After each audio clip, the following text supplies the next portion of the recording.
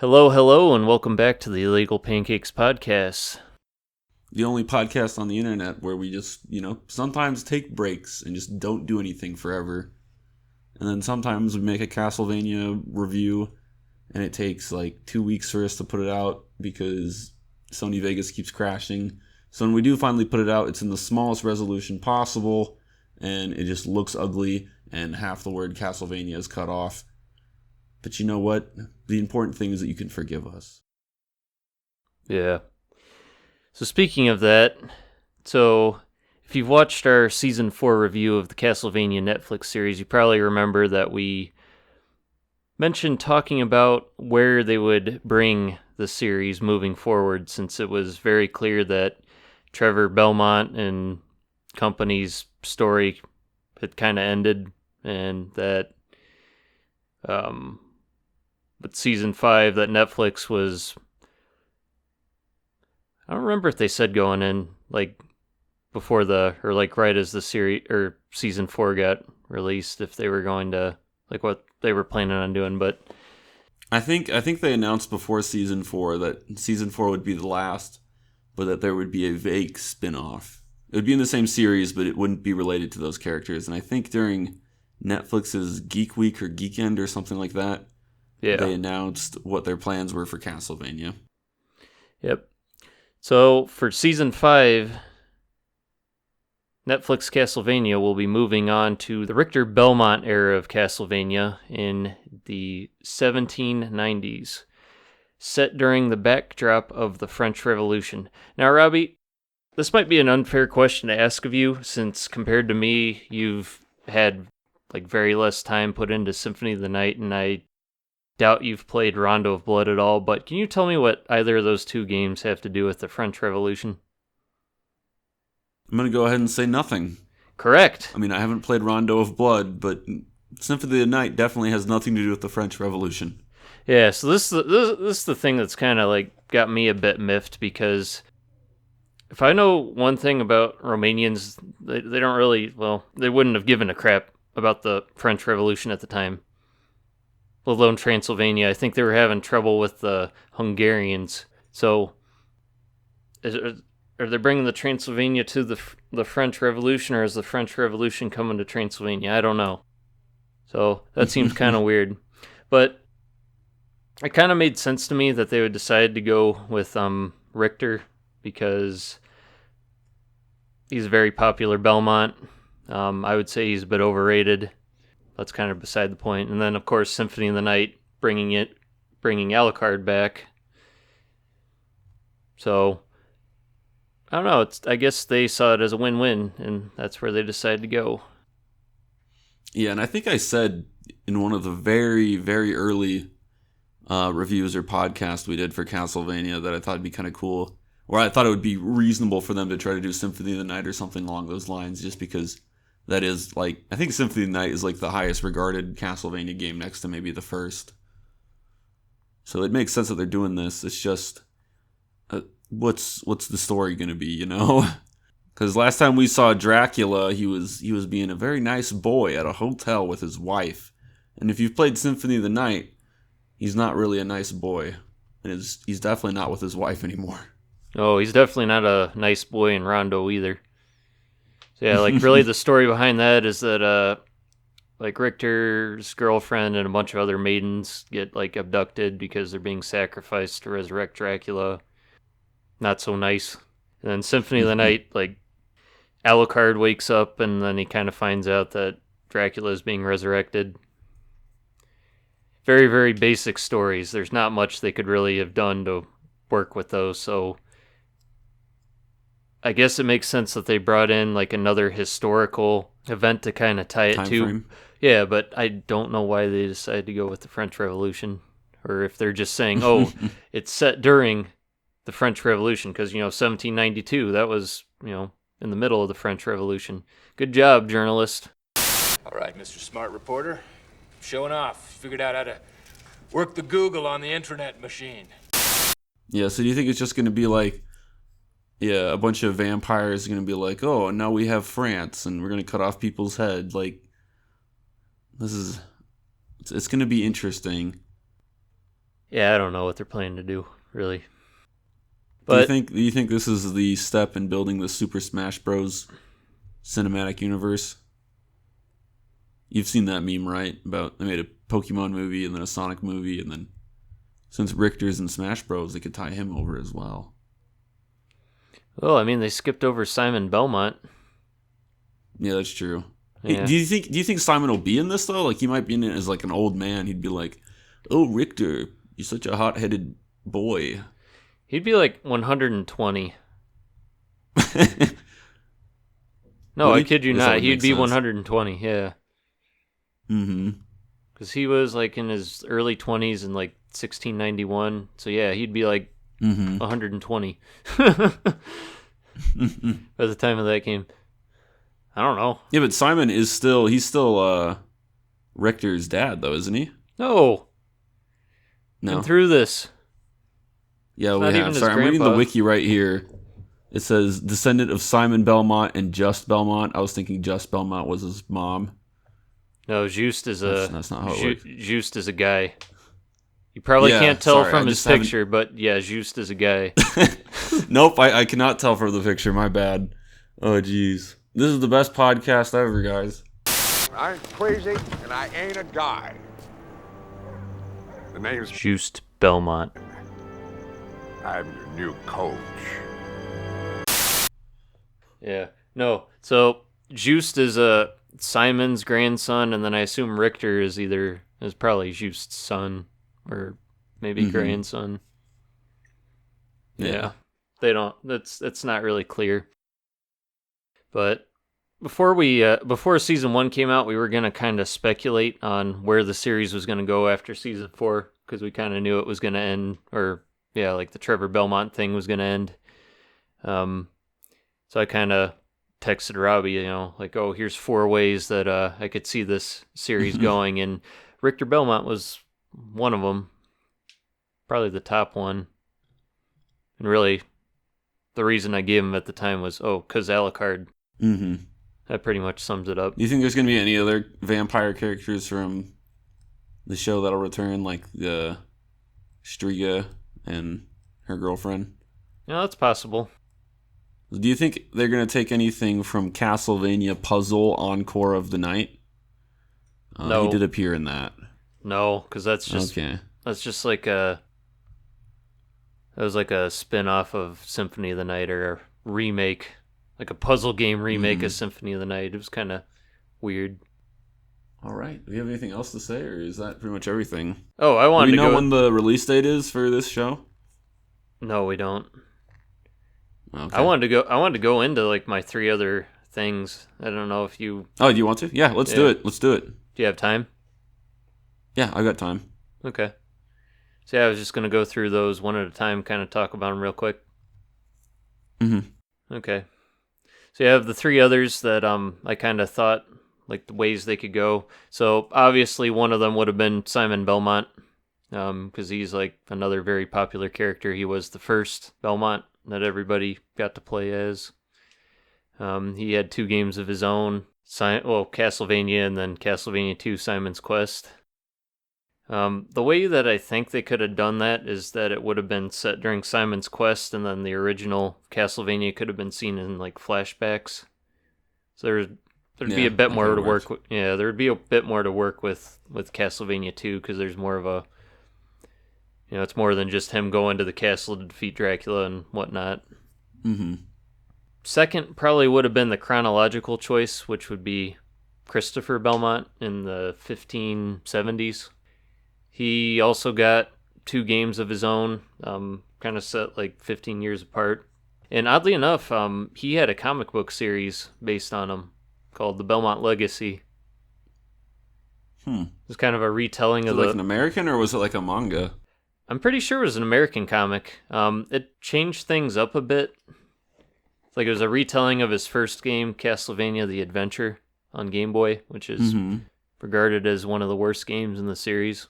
But yeah, I think they moved the setting from like the 1570s to like the Victorian era, and they did some other stuff with it. But yeah, he got 2 games, and he was in the show Captain N. He was in Captain N? Yeah, Simon. Oh no, I'm talking about Christopher. Oh yeah, sorry. I'm sorry, I spaced out. I'm trying to find that comic book if I can buy it online. Yeah, I don't know about that. I I got assume they have distracted. a trade paperback. Maybe you'd have to look on eBay. Yeah, that's where I am right now. Here it is. First edition, $30. Dang. I don't know if that's a good Look what price you or made not. me do. I'm Oh, not. here's all of them for $150. That seems more likely. Huh. Mm-hmm. But yeah, so like the way that they could have gone about that probably could have been the same as I said with Simon, because in the second game it's more of a bit more of a quest as opposed to just him going to kill Dracula. He's got to go to like Mm-hmm. these different castles and destroy the monsters controlling them, and like a bit of a spoiler. Turns out his son Soleil was kind of helping to resurrect Dracula. Or Dracula possessed him or something. Like, Just you know, like in that unmade Lord of the Rings book. Spoiler alerts for a book that was never finished being written. I have no idea what you're talking about. Oh, you didn't know about what's his face? Tolkien was writing a sequel to Lord of the Rings, and then like he just gave up because he got bored with it, and like he died before he finished it. But it was about like Aragorn's son was like secretly trying to resurrect Saruman or something. It's crazy. Mm-hmm. I'm sure Amazon would love to adapt it into a crappy TV show. Yeah. Or adapt the Silmarillion into a crappy TV show and call it Lord of the Rings. Mm-hmm. Lord of the Rings plus acid. Dang. Alright. And then I guess the third, crap, where's I going with this? So yeah, the third Third option they could have gone. third option they could have gone with was following the Sorrow sub-series of games, which are set in like the 2030s. That feature Julius Belmont as the Belmont, but he's kind of a secondary character in those games. The only thing that made me say this is because, or put this into consideration, is because of Adi Shankar at one point kind of teased covering that part of the timeline. I don't remember what this interview was with, but I think it was definitely after season 3 came out, because there's that one part where what's his name? Saint Germain's in the Infinite Corridor, and he's in that part with like the walking robo mech, and I guess people kind of thought like, oh, this is it's futuristic. Maybe that means they're thinking about going to like, or adapting Area of Sorrow or whatnot. So I don't know. That one probably would have left them a lot to do, because that series is a lot of or a lot to mess around with, because that series is a lot of side characters and supporting characters. Also, there's like a part of the game that was only like or an event that was only really mentioned in the games that wasn't really explored in any of them, called the Demon Castle War of 1999, where Dracula was destroyed for good, involving Alucard, Julius Belmont, and then a descendant of the Velnades clan. But I think it wouldn't be overly fun to write Julius Belmont as a character, because they'd have to make him like really freaking strong. And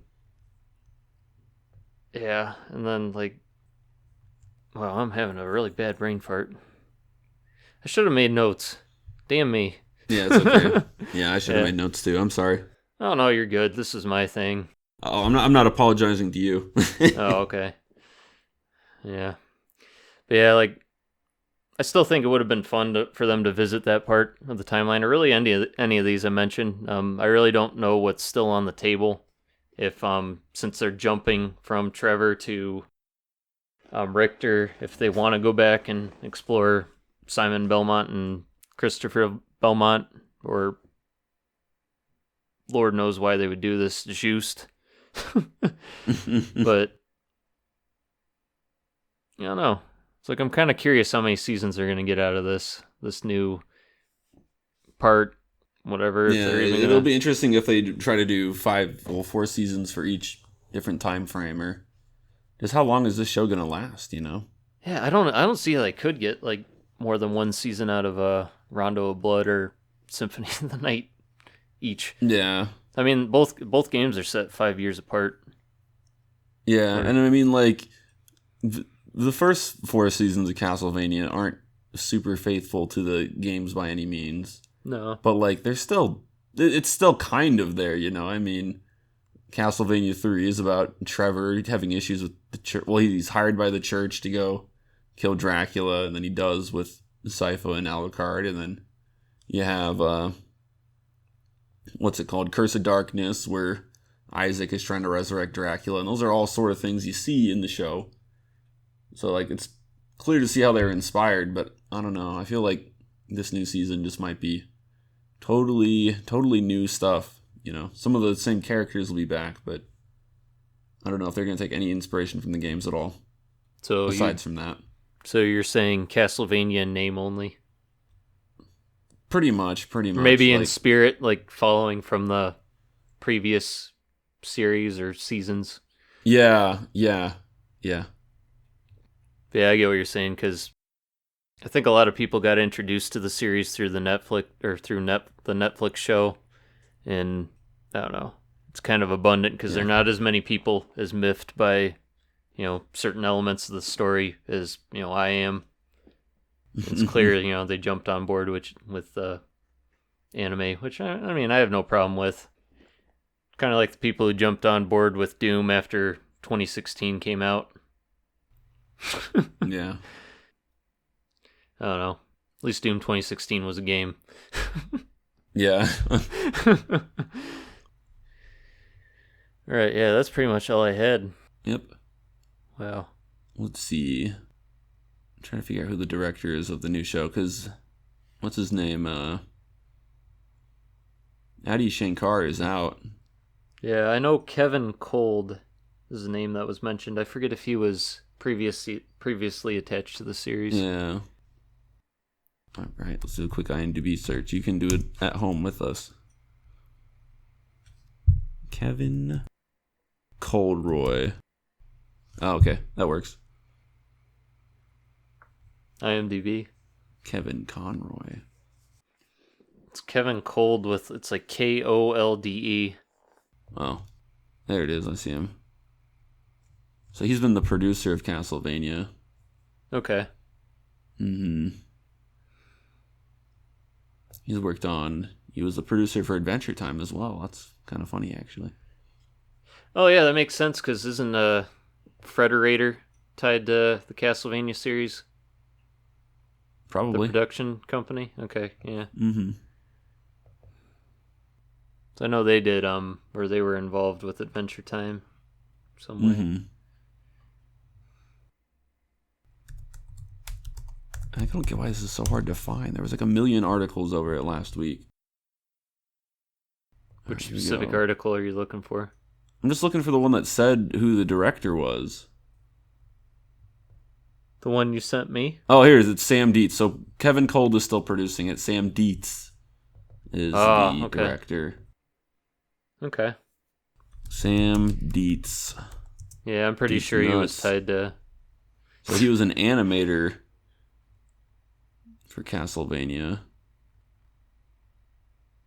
So there's... Yeah. For which season? I'd use that term loosely if it was for season 4. It was season 1. Okay. Actually, it looks like he did seasons 1 through 3. So there you go. Moving on up in the world. Mm-hmm. Let's see, director. Oh, he helped direct season 4. Okay. Yeah. He also did For the Bible Tells Me So. Not sure what that is. He also did Final Fantasy XV. 15. Yeah, thank you for knowing Roman numerals better than me. The game, or did they had like an anime related to that, I think. Yeah, I think he was actually part of the game, though. Oh, maybe the game had anime cutscenes. I don't know. I don't play Final Fantasy. Yeah. Oh, hang on. My bad. It's Adam Dietz who's doing it, not Sam Dietz. Sam Dietz is his brother who helped. It's not confusing or anything. Nope, not confusing at all. Adam Dietz, Sam Dietz, smarter brother. Yeah. You can tell he's smarter because he has glasses. Very cool, very cool. Well, does that wrap up everything we have to say? I think so. All right. I'll let you close this out. Okay. Words.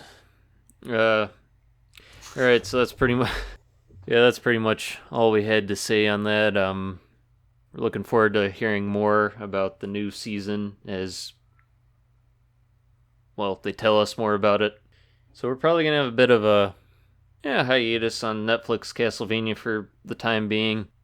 But I don't know, both Robbie and I are playing through Curse of Darkness at the moment, or I will be, he is now. So maybe we'll be able to do a review on that at some point. Maybe see more weird things that Warren Ellis kind of screwed up with the characters that we can complain about. Or maybe I'll just complain about it, and then Robbie will, I don't know. Do something weird and awkward, probably. Yeah, sounds about right. Mm-hmm. Yep, this has been our podcast. Thanks for listening. This has been me, Robbie, and that has been Connor. Say hello, or say bye, Connor. Goodbye, Connor.